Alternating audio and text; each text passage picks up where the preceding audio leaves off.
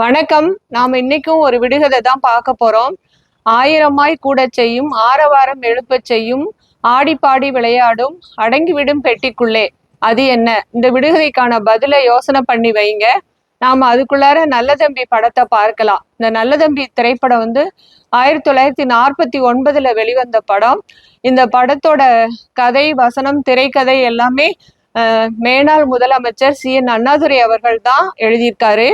அதுக்கப்புறம் பாத்தீங்கன்னா கிருஷ்ணன் பஞ்சு இயக்கம் செஞ்சிருக்காரு. சுப்பராமன் இசை அமைச்சிருக்காரு. உடுமலை நாராயண கவி பாடல்கள்லாம் பாடியிருக்காங்க. இதுல இந்த படம் NSK நிறுவனம் தான் தயாரிப்பு செஞ்சிருக்கு. இதுல யாரெல்லாம் நடிச்சிருக்காங்க அப்படின்னா, நல்ல தம்பியாக நாம NS கிருஷ்ணன் அவர்களை பாக்குறோம். அவங்களுக்கு ஜோடியா மதுரம் நடிக்கிறாங்க, பானுமதி அம்மா நடிச்சிருக்காங்க.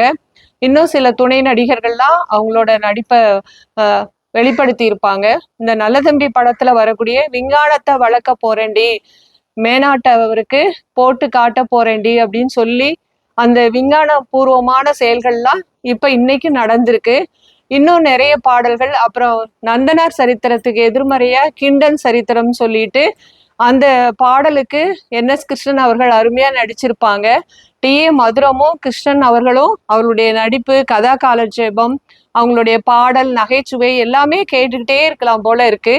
அவ்வளோ இனிமையா பாடி ஆடி நடிச்சிருக்காங்க. அவரோட காலத்துல நம்ம வாழலையேங்கிற ஒரு ஏக்கம் கூட இருக்கு. இந்த படத்துக்கு அம்மா கூட்டிட்டு போயிருக்காங்க. ஆனா ஞாபகம் இல்லை, 2 பட்டனை தட்டனா 2 தட்டுல இட்லியும் காஃபியும் பக்கத்துல வர வேணும்னு சொல்லியிருக்காங்க. அந்த பாடல்ல வரக்கூடிய எல்லாமே இப்ப நடந்திருக்கு.